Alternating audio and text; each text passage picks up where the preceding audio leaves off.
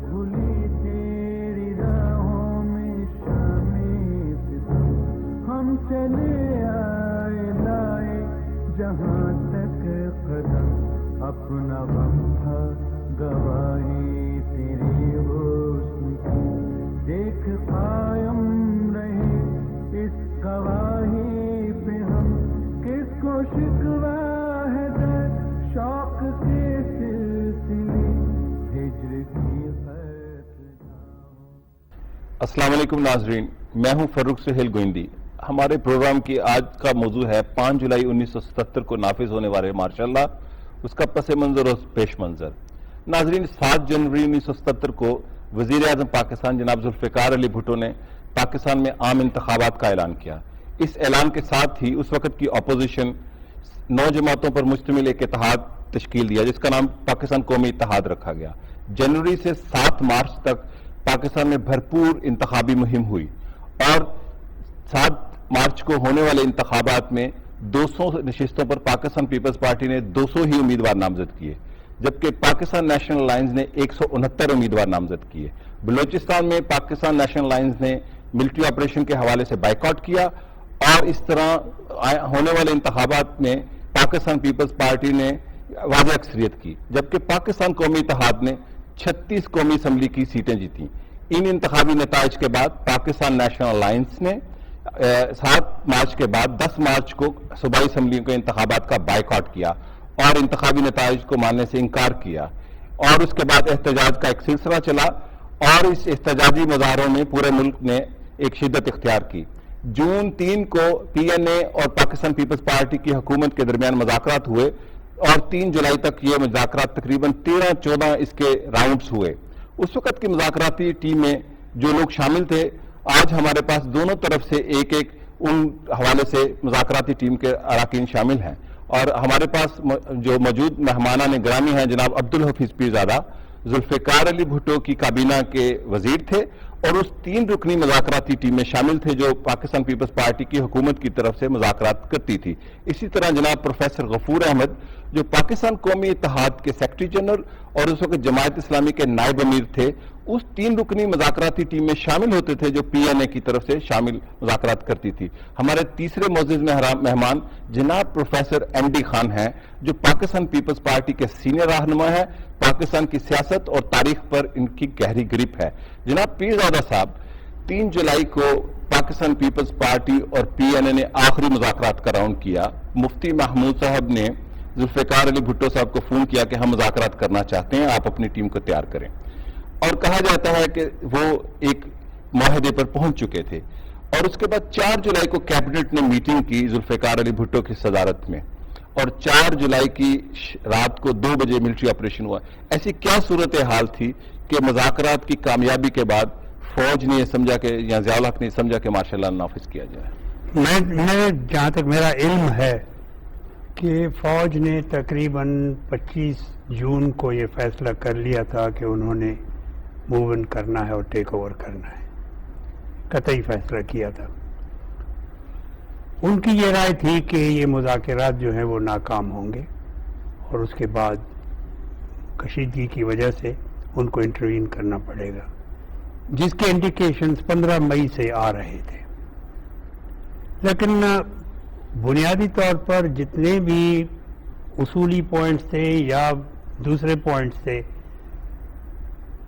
ہماری ٹیم اور قومی اتحاد کی ٹیم کے درمیان، جس کے پروفیسر صاحب بھی رکن تھے، 3 رکنی ٹیمیں تھیں، یہ 4 جولائی سے 2-3 دن قبل یہ معاملہ طے پا چکا تھا کی طرف سے. نہیں مذاکرات. اور ایک دن وہ بھی آیا 1 جولائی کو، شاید 1 جولائی کہ مبارکباد بھی دی اور صبح کو 3 بجے تک، 4 بجے تک یا 5 بجے تک مذاکرات چلتے رہے. 13.5 گھنٹے کے مذاکرات ہوئے. اور ایک بچے کی پیدائش ہوئی جس کا نام کامیاب مذاکرات خان رکھا گیا. جی. تو پروفیسر صاحب کے پاس بھی ایک ڈرافٹ تھا، جو میرے پاس بھی ڈرافٹ تھا. ہم ایک دوسرے کے سامنے بیٹھتے تھے، ذوالفقار علی بھٹو صاحب اور پھر مولانا کوثر نیازی، ادھر سے مولانا مفتی محمود اور نوازادہ نصر اللہ خان. تو بنیادی باتیں تو طے ہو چکی تھی اور انیشل بھی ہم نے کیے تھے. جی. اور جس کا ثبوت یہ ہے کہ 14 جولائی 1977 کو جنرل ضیاء الحق صاحب نے جو ٹیلی ویژن کانفرنس کیا، ٹیلیوائز پریس کانفرنس کیا، اس میں انہوں نے کہا کہ آپریشن فیئر پلے کے تحت جو میں انتخابات کرواؤں گا وہ عین اس معاہدے کے مطابق میں کرواؤں گا جو پاکستان پیپلز پارٹی اور قومی اتحاد کے درمیان جو اکتوبر 77 میں طے تھے. نہیں جی یہ جولائی پہلے میں جو طے ہو چکا تھا. جی اچھا. اب اس دن ہی شاید اس پر دستخط ہو جاتے ہیں، جولائی کی پہلی یا دوسری تاریخ. تو مولانا صاحب بھی تیار تھے اور دستخط کی دیر تھی. بھٹو صاحب نے اس وقت یہ کہا کہ آپ کی 9 جماعتیں ہیں، کچھ جماعتوں کو کچھ ریزرویشنز ہو سکتے ہیں، آپ اگر ان کو کنسلٹ کرنا چاہیں تو یہ ایک ڈیموکریٹک طریقہ ہے. جی. آپ مہربانی سے ان کو کنسلٹ کر کے ہمیں بتا دیجیے اور یہ پھر یہ معاملہ طے ہے. دوسرے دن پھر مولانا مفتی محمود صاحب کی طرف سے کچھ مزید پوائنٹس ریز کیے گئے، اضافہ کیا گیا، جس پر کابینہ میں بھی بات چیت ہوتی رہی اور 1-2 دن اس میں ضائع ہو گئے. 4 تاریخ کو وہی تھا، امریکن یوم آزادی کا دن بھی تھا. اس وقت ہم گئے ہوئے تھے امریکن ایمبیسی میں، بھٹو صاحب بھی تھے، ضیاء الحق صاحب بھی تھے. تو اس کے بعد آ کر شام کو ہم ملے ہیں، 4 تاریخ کی شام کو.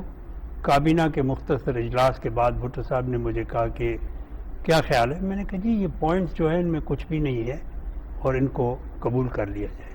کابینہ نے اجازت دے دی. اس کے بعد مجھے کہا کہ میرے ساتھ واک کر کے چلیے، گھر تک چلتے ہیں. کافی دیر ہو چکی تھی شام.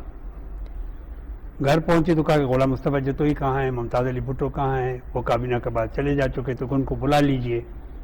تو مجھے کہا کہ کیا خیال ہے؟ میں نے کہا مجھے تو کوئی اعتراض نہیں ہے، کل صبح کو ہم یہ قبول کر لیتے ہیں. تو یعنی 5 جولائی کو یعنی 5 جولائی کی صبح کو، یہ 4 کو یہ رات کو کوئی 11 کانفرنس بھی کی اس کے بعد کی کیبنٹ کی میٹنگ کے بعد. کیبنٹ کی میٹنگ کے بعد گھنٹہ بھر میرے ساتھ بیٹھے رہے. میں نے ان کو سمجھایا کہ ان پوائنٹس میں کیا ہے اور مجھے کوئی اعتراض نہیں ہے، یہ ہم طے کر لیتے ہیں. تو انہوں نے پھر جتوئی صاحب کو بھی بلوایا اور ممتاز علی بھٹو صاحب کو بھی بلوایا، جو چلے گئے تھے، ایک ویسٹریج میں تھے، ایک اسلام آباد میں تھے. تو ان کے آنے میں دیر ہوئی. پھر کہا کہ حفیظ کی یہ رائے ہے کہ ہمیں یہ باتیں مان لینی چاہیے اور کل صبح کو اس پر دستخط ہو جانے چاہیے معاہدے پر. اس کے بعد انہوں نے کھوجا صاحب تھے، ان کو کہا کہ بھائی پریس کانفرنس بلائیں. پریس کو بلایا گیا کوئی تقریباً رات کو 12 بجے. انہوں نے اناؤنس کیا کہ میں نے اپنی طرف سے اجازت دے دی ہے. میرے لیے کہا عبدالحفیظ پیرزادہ صاحب کو کہ وہ پروفیسر غفور صاحب کو کانٹیکٹ کریں اور کل ان کی یہ باتیں تسلیم کر کے معاہدے پر یہ دستخط کر لیں.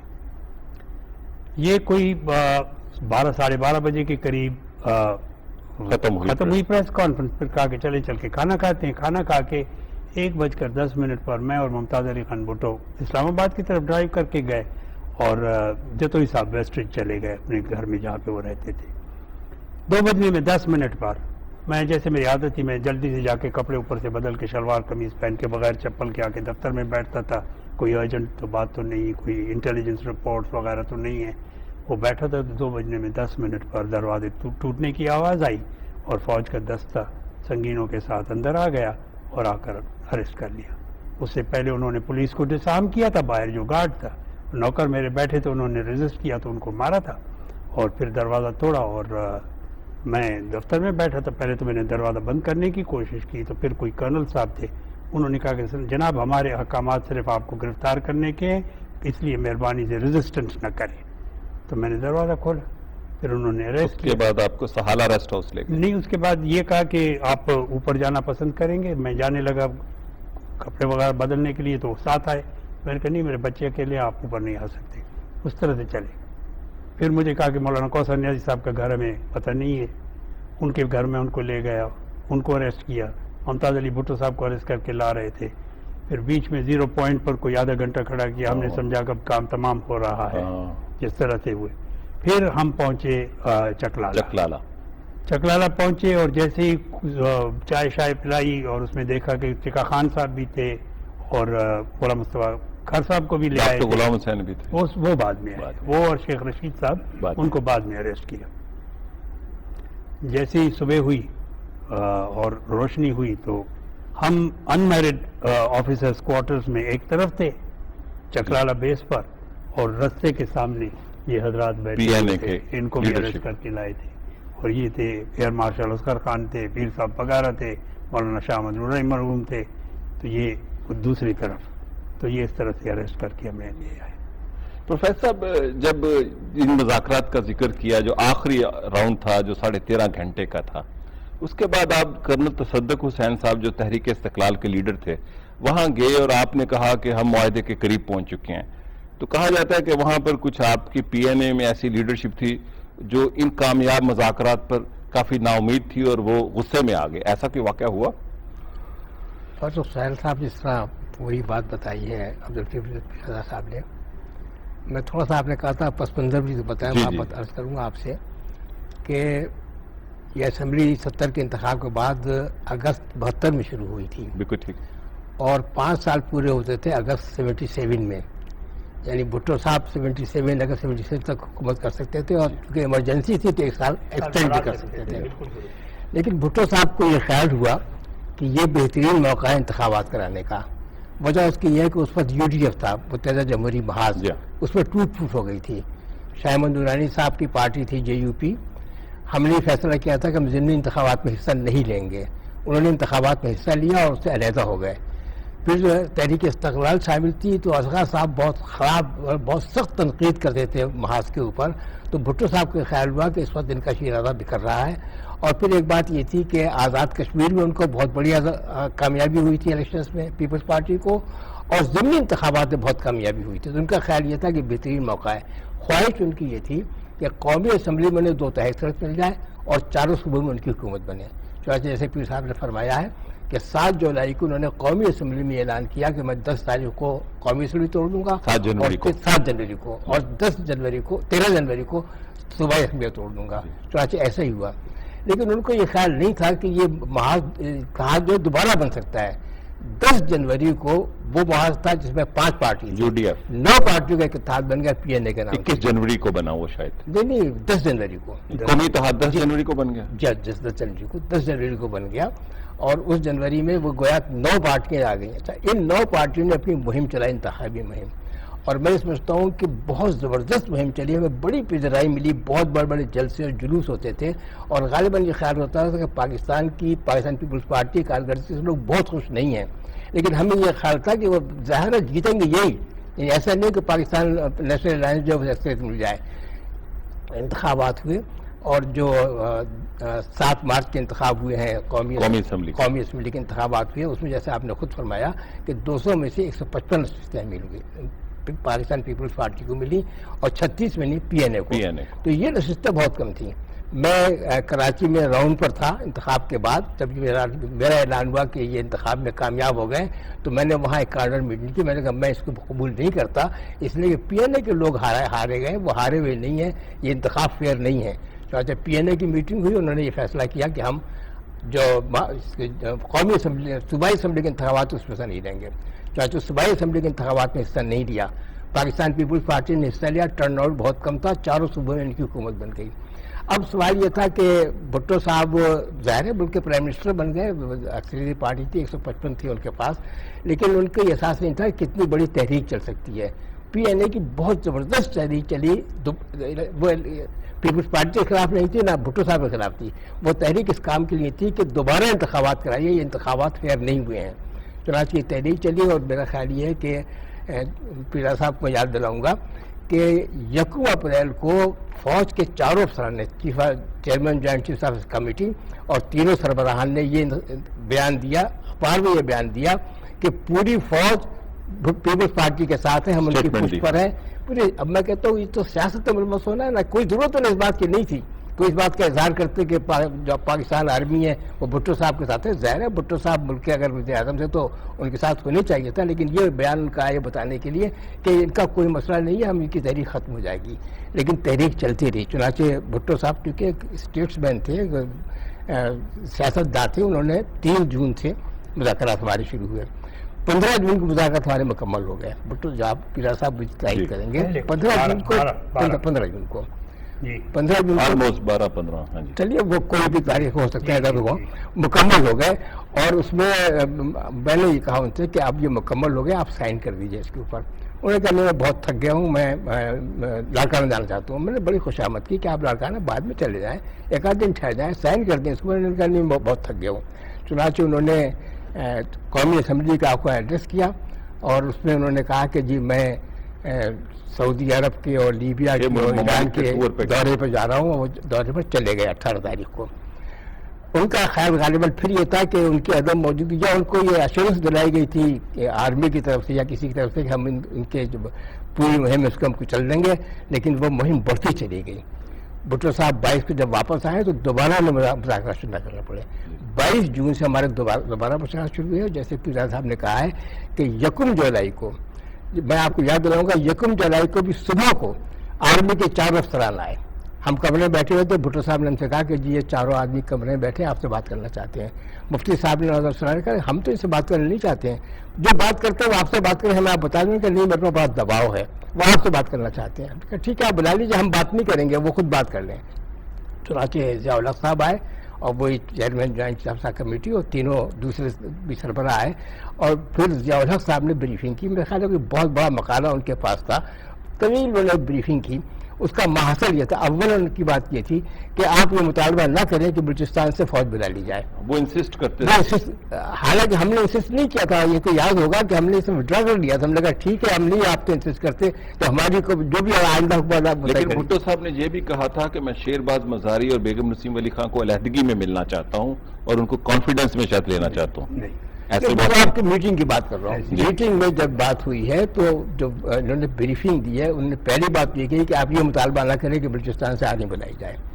दूसरा मुतालबा ये ना करें कि जो अब बगावत का केस चल रहा है हैदराबाद लैब के लीडरों के खिलाफ, आप ये ना कहें कि इसे खुसूसी अदालत से आम अदालत में ले जाया जाए। तो ये भी हमने बात मान ली थी। लेकिन आप बताइए कि ये बात तो भुट्टो साहब समझना चाहिए था उन्हें कि इनके अज़ाइम क्या है, चाहते क्या है। ये मैं आप बात कर रहा हूँ 1 जुलाई की। फिर 1 जुलाई की शाम को हमारी मीटिंग हुई है, जिसमें पीरा साहब ने कहा है कि 13 घंटे जारी रही है। शाम से लेकर हमने नमाज फजर जो है वह ईवान वज़ीर-ए-आज़म में अदा की है अपनी। फिर मैंने और कौसर नियाज़ी साहब ब्रीफिंग करते थे प्रेस की। हम ब्रीफिंग में हमने ये कहा कि हम सारे रकात हमारे तय हो गए हैं, कोई हमारे दरमियान आपस का इख्तलाफ नहीं है और जल्द इसके ऊपर दस्तखत हो जाएंगे। 1 जुलाई को ये पूरा मैसेज गया, लेकिन बाद में फिर मीटिंग हुई है। और मुझे लेकिन जब आप ये मीटिंग के बाद गए कर्नल तसद्दुक हुसैन साहब के घर, मैंने बताया आपको कि हमारी पार्टी ने कहा था ना, मैंने मार्शल असर खान जो उनसे मुतफिक नहीं थे इन मुज़ाकरात की कामयाबी से। बताता हूँ कि हमारी पार्टी में 2 पार्टियां थी जो मुज़ाकरात नहीं चाहती थी। एक खुद तहरीक इस्तिक़लाल दसरा के कहते और एनडीपी। असगर खान से मेरी बात हुई, जो आपने बताया। असगर खान ने कहा, मैंने कहा भाई आप क्या कहते हैं। उन्होंने कहा जी मैं पर्सनल गारंटी देता हूँ कि फौज 90 दिन में इंतखाब करा देगी। मैंने कहा आपके पास अथॉरिटी क्या है जी, किस बुनियाद के ऊपर आप गारंटी दे रहे हो। और एक बेगम नसीम वली चाहती थी कि इंतखाबात मुज़ाकरात हो, इसलिए कि उनके खामिन जेल में थे और गालिबा उनसे कहा गया था, फौज ने कहा था कि हम मार्शल लगे तो इनको हम रिहा कर देंगे। तो ये 2 पार्टियां थी। लेकिन जो हमारी मीटिंग हुई है सरदार कयूम साहब के मकान पर हुई है 4 तारीख को, जिसका तस्करा किया पीरा साहब ने। वो मीटिंग भी रात देर तक चलती रही, मेरे ख्याल रात 1 बजे तक चली है। उसमें इनकी बात नहीं मानी गई। तमाम पार्टियों ने यह बात तय की कि नहीं हम मुज़ाकरात कामयाब करेंगे, माशाअल्लाह के लिए कोई ज़रूरत नहीं है, मुज़ाकरात होना चाहिए, उन्हीं को कामयाब बनाना चाहिए। और मैं 4 तारीख की रात को आया हूँ घर पर। जिस तरह इनके घर में फौज दाखिल हो गई, हमारा भी दौरा खुल कर आ गई और संगीन तार के बैठ के गए आप जी। प्रोफेसर साहब आप सियासत में बड़े सीनियर हैं और आज तक पीपल्स पार्टी में हैं और पाकिस्तान की सियासत में अमली तौर पर भी हिस्सा है आपका और इंटेलेक्चुअल भी आपकी बड़ी ग्रिप है। कहते हैं कि पीएनए की जो मूवमेंट थी इसको कोई गैर मुल्की सपोर्ट थी। मेरा ख्याल ये है कि हमारे सीनियर्स ने आपको इस पस मंज़र से आगाह किया है और कुछ चीज़ें खुद इस गुफ्तगू के दौरान क्रॉप अप होकर सामने आती हैं, जिसे तारीख़ के एक तालिबी की हैसियत से और पॉलिटिकल एक्टिविस्ट की हैसियत से मैं ज़रा डिफरेंटली देखता हूँ। मैं ये समझता हूँ कि जुल्फ़िकार अली भुट्टो जिस पाए की सियासी शख्सियत थे, एक बैरूनी क़ुव्वत ये नहीं चाहती थी कि वो इस रीजन के ऊपर पॉलिटिकल इन्फ्लुएंस उनका कायम हो। और जब ये बात मैं कहता हूँ तो इन contention of that, in support of that is, आप हेनरी किसिंगर کی اس وارننگ کو نظر انداز نہیں کر سکتے ہیں جس میں عبرتناک تاریخی انجام سے ہمکنار ہونے کا اندیا دیا گیا تھا. اور خود راجہ باغ کے اندر ذوالفقار علی بھٹو نے جو پڑھ کے خط سنایا تھا عوام کے ساتھ سائرس فینس کا جو فارن منسٹر تھا, اور پھر اس کے علاوہ جو انہوں نے لاسٹ نیشنل اسمبلی کو ایڈریس کیا ہے, ان ساری چیزوں کو اسمبل کر کے اگر آپ دیکھیں تو تاریخ کے ایک طالب علم کی حیثیت سے میں یہ سمجھتا ہوں کہ یہ موومنٹ اور یہ جو صورتحال جو پولرائزیشن ڈی اسٹیبلائز کیا تھا وہ آئسولیشن میں نہیں تھا. یہ پہلے سے ایک ذہنی طور پر صورتحال کو آمادہ کیا گیا تھا, اور جنرل مشرف پہلے سے اس بات کا فیصلہ جنرل ضیاء الحق پہلے سے اس بات کا فیصلہ کر چکے تھے کہ پی این اے کے درمیان جب بالکل مذاکرات اپنے کامیابی کے انتہائی مرحلے میں داخل ہو گئے, خود غفور صاحب تشریف رکھتے ہیں, حفیظہ صاحب تشریف رکھتے ہیں, انہوں نے خود اس بات کا اندیا دیا ہے کہ مذاکرات ہمکنار ہو گئے تھے کامیابی سے, اور نوابزادہ نصر اللہ خان از آن دا ریکارڈ کہ مارننگ میں ہم سائن کرنے کے لیے جا رہے تھے 5 جولائی کو, 5 جولائی.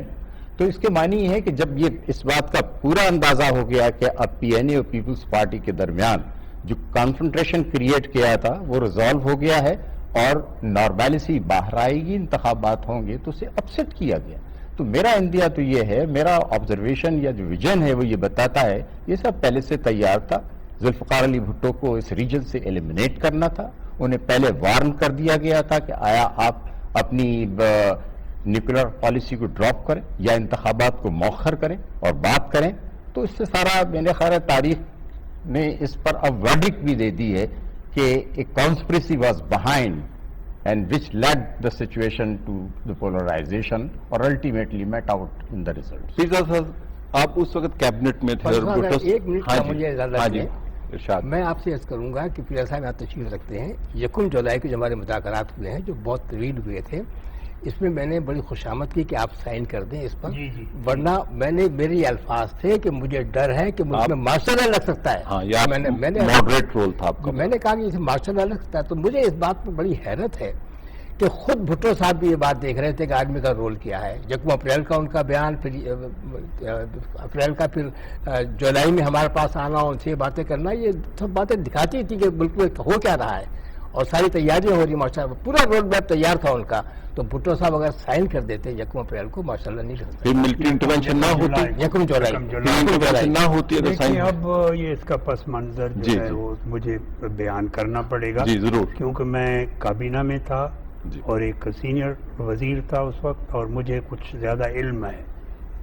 یہ ایک کتاب نکلی ہے ابھی حال ہی میں جس کا نام ہے مارچز ٹو فالی, یعنی کیسے قومیں جانتے ہوئے کہ تباہی کی طرف جاتی ہیں پھر بھی جاتی ہیں. اس میں ہومر کا ایلیاد ہے جس کو ٹرائے کہتے ہیں, ٹرائے کی ہسٹری ہے. امریکنز کا ویتنام میں جانا کہ پتہ تھا ان کو, رشنز کا افغانستان میں آنا.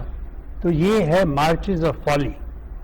اب غفور صاحب بیٹھے ہیں, شکر ہے کہ ہم 2 صرف زندہ ہیں, ابھی تک ہیں زندہ تاریخ لکھنے کے لیے. اور اس میں ہم نے کبھی بھی نہ نوابزادہ نصر اللہ صاحب نے کبھی اس میں کوئی غلط بات پائی تھی نہ انہوں نے. ہسٹری ہے نا, ہسٹری کو تو آپ نہیں کر سکتے ہیں کبھی بھی, فیکچوئل چیز ہے. جناب یہ بات یہ ہے کہ ہمارے پاس ایک آپشن تھا کہ ہم الیکشنز کو اگست 77 نہیں, اگست 78 تک ملتوی کر سکتے تھے جیسے انہوں نے کہا. اور مجھے یاد ہے کہ انہوں نے مجھے کہا کہ کیوں بھٹو صاحب جلدی کر رہے ہیں الیکشنز کی, آپ ریزولوشن موو کیجئے اسمبلی میں, ہم بھی تائید کریں گے اس کی کہ 1 سال کے لیے بھلے آپ مدت بڑھا دیجئے. بیٹھے ہیں یہ سامنے پہ. بھٹو صاحب کو یہ کہا گیا, ان کے بڑے قریبی رفیق نے, رفیع رضا نے, جی, وہ انہوں نے اپنے کتاب میں اپنے ایفیڈیوٹ میں بھی بھٹو صاحب نے کہا ہے اور میں نے بھی کئی مرتبہ کہا ہے, ان کو یہ کہا گیا کہ جناب اگست 1978 میں اقتصادی حالات اس ملک کے اتنے خراب ہو چکے ہوں گے کہ آپ الیکشنز ہار جائیں گے, اس لیے آپ وقت سے پہلے الیکشنز کریں. ایک تو یہ بات. مجھے بلایا گیا الیکشن کمیشن میں, ان کے انتخابی نشان پر وہ بحث ہو رہی تھی. ہم نے کہا کہ دے دیجئے ان کو نشان ہلکا. الائنس کو نشان ایک نہیں تھا مل سکتا, نہیں مل سکتا. میں نے جا کے کنسیڈ کیا. پھر فون آیا پرائم منسٹر صاحب کا کہ آ جاؤ.